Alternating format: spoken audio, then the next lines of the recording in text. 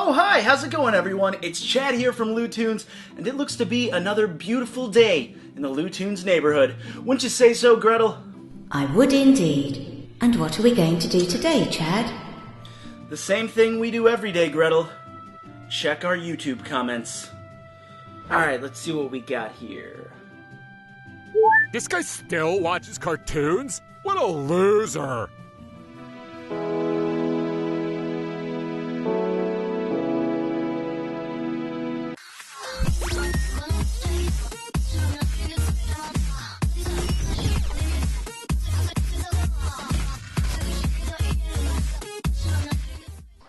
Just shut up.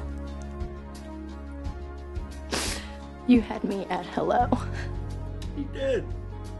He did have you. Cheer up, Chad. You know, there are plenty of great characters from cartoons who are called losers, but who are also quite beloved.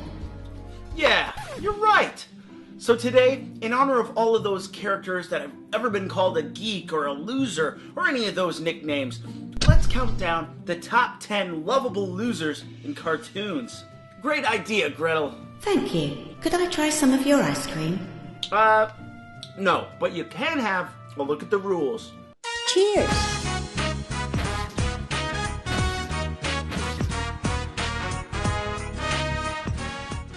With that, I'd say we're about all ready to go. So let's have ourselves a cheers and dive into the list. And just before we begin, right now we are taking a look at a few of the honorable mentions. Carl Weezer getting a special mention, maybe an honorary 11th spot. And a quick reminder, this isn't a list of the smartest characters or best techie characters, so all of those prolific inventor types, while they could fit under a similar umbrella, aren't quite right for this list. So let's get started. You mean you're not mad about it anymore? What good are friends if you can't bag on them every now and then? Great. All that work for nothing. What work? When Sam and his mom moved from Kansas to Ocean Shores, Sam's new group of radical surfing neighbors bestowed upon him his new nickname, the Squid. Sure, it may not be too flattering, but his last name is already Dullard. Yeah, sorry about that, Sam. Now, like most others on this countdown, he's the most intelligent one of the group. He carries his laptop with him nearly wherever he goes, but he also sports this straight-out-of-Kansas farmer's tan.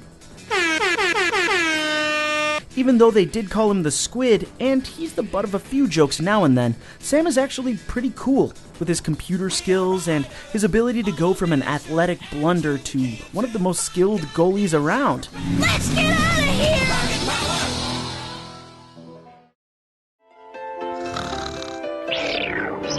Huh? Did I do it? 2 minutes and 4 seconds? How can I break the school napping record if my stomach keeps waking me up? Cruising on down Main Street, you're relaxed and feeling good. Please let this be a normal field trip. Sorry, Arnold, but I'm starting to get the feeling that you're not going to be going on any normal field trips. Arnold is one of Magic School Bus's staple characters and a classic example of the lovable loser. The kids in Miss Frizzle's class don't pick on him too much, but his common complaints about the wacky field trips and his know-it-all attitude haven't made him the most popular kid. And his vertical jump height probably didn't help either. In the classroom, Arnold was more of your standard, bespectacled wimp, but on a few class adventures, Arnold actually turned out to be much more brave than some of the others. And though he has an annoying streak, he's certainly not nearly as bad as Phoebe. But Miss Frizzle, at my old school, we turn back in this kind of weather. Since we're not at your old school anymore, I probably don't need to bring it up. At my old school. Okay, seriously, enough with the at my old school stuff. At my old school. If you say at my old school one more time. At my old school. We must choose battle cries. You know, the cries we always emit just before leaping into battle. Oh, you mean like, not in the face, not in the face? Starting out as a humble accountant, Arthur left his job crunching numbers and just generally being a doormat to become a sidekick. It's a start. Arthur is the level-headed, clear thinker in his duo, opposite the nigh invulnerable Tick. We're gonna spend quality time together. Arthur has actually lived an adult life and has some money, so he's able to partially support the Tick's heroic tendencies and somewhat destructive lifestyle. But hey, when you live with the Tick, your stuff's gonna get smashed. This is why we can't have nice things. Despite people making fun of him for having no powers, calling him small, and mistaking him for a bunny, Arthur sticks it out as a loyal sidekick. Man, I really do love the Tick, as evidenced by this tattered old shirt I used to wear every single day as a kid. Yeah, probably best to keep that one in storage. And the itsy bitsy spider went up the spout again. Is he finished? Oh yeah, he's finished. Could you tell me where room 410 is? The 4 indicates it's on the 4th floor, and... You're whack, man. Oh, okay. Have a good time at the ski tournament.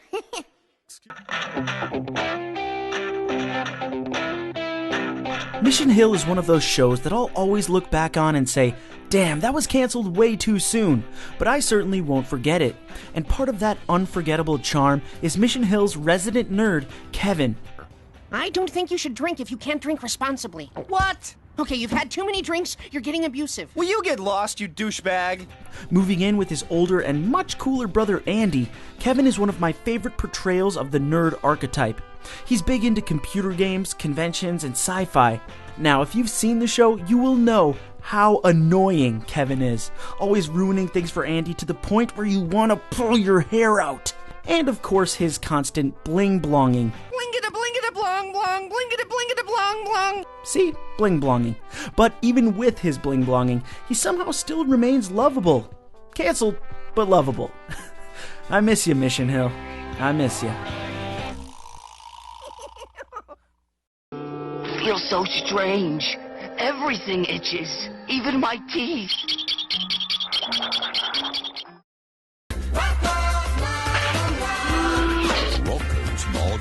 A neurotic, phobia-ridden, Woody Allen-ish turtle that lives in a trailer. Yeah, only on Rocko's Modern Life could we have Filburt, and we're happier for it. Sporting a yellow collared shirt beneath his shell and some serious specs, Filburt is that kind of character that just can't seem to catch many breaks. Filburt? The overwhelming humiliation. And generally that's the trend for these kinds of characters, but with Filburt, you just feel extra bad. Maybe it's because he's a turtle, maybe it's because he has way too many jobs, or maybe it's because nearly anything can seem to make him nauseous. I'm nauseous.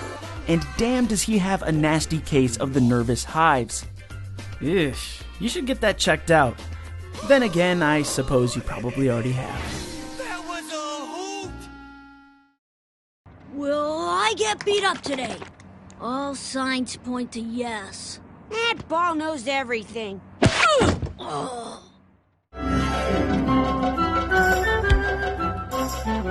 Milhouse Van Houten, everyone's favorite four-eyed fourth grader, and the only guy cool enough to appear on YouTube playing frisbee with himself for 10 whole minutes.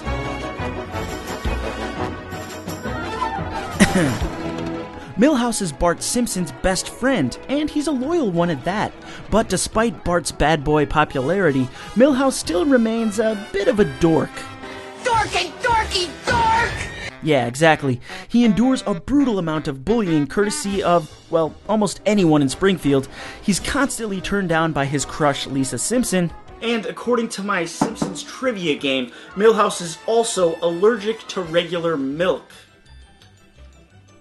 But at least in a few different Simpsons episodes that take place in the future, we see that Milhouse didn't turn out too badly, and he did end up with Lisa after all. Milhouse! Whee! I'm a bird! I'm a plane! I'm about to be hurt very badly.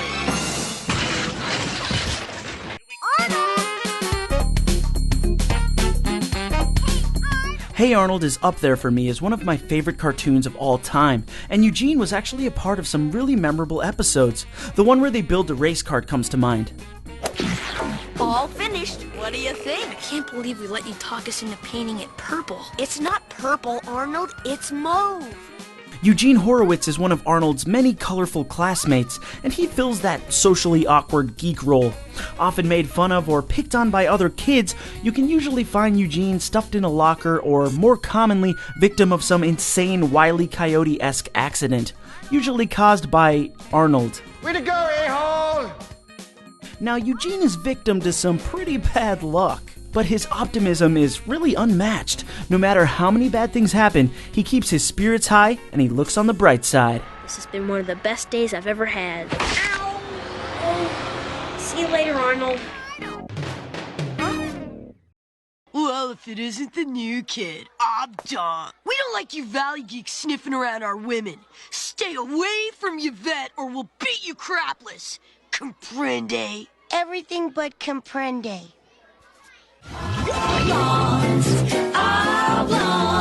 In the Oblongs, basically all of the characters that live down in the valley can be considered losers. Well, when compared to these Barbie and Ken type folk from up on the hill. When you're poor and deformed as a result of living in a bunch of toxic waste and pollution, it can be tough to be optimistic. But much like Eugene, Milo Oblong is impossibly happy and a really likable guy.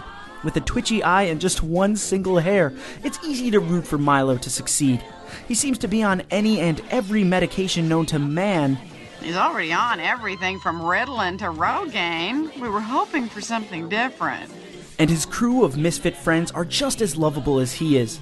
This friends group was probably my favorite part of the show. I mean, these guys have some serious weirdness going on. They must have been the butt of so many jokes. That's not funny. Milo Oblong has to be one of my favorite lovable losers out there. So, congrats on the number 3 spot, my friend. God hates me. My tummy's got feet, and then my meaty balls are sneezy. Oh gosh, nothing is the same since I got to do Bobby.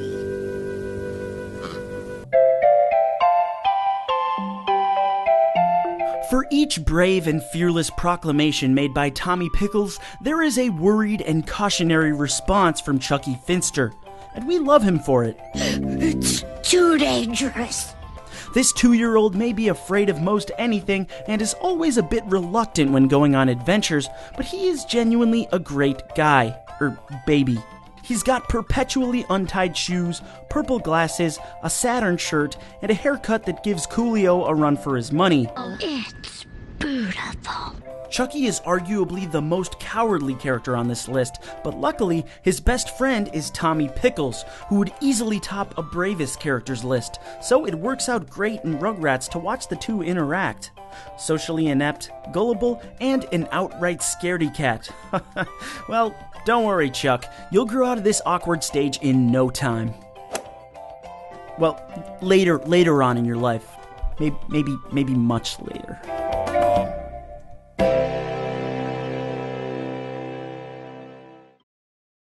Now, the moment you've all been waiting for. Well, my name is Gus. I've been to 12 schools in the past 6 years, and my only friend is a pet snake named Herbert.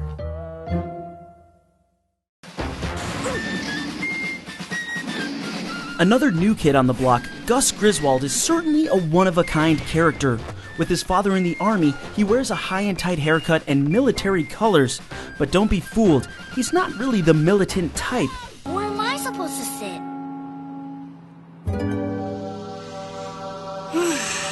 He's meek, nervous, and a bit of a coward. But apparently, he was a pretty serious dodgeball legend back in the day.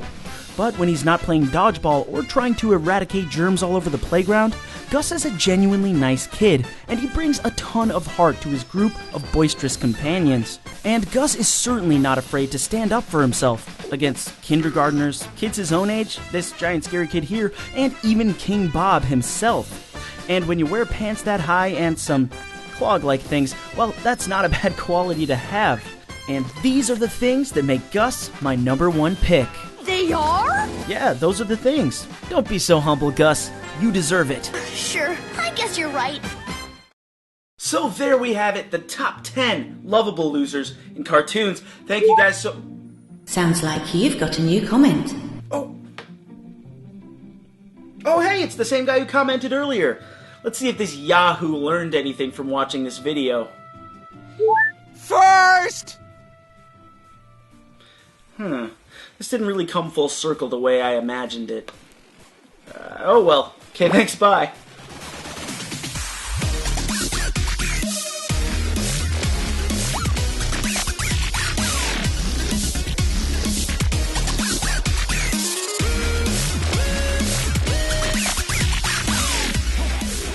Hey, you made it to the end of the video. Nice job.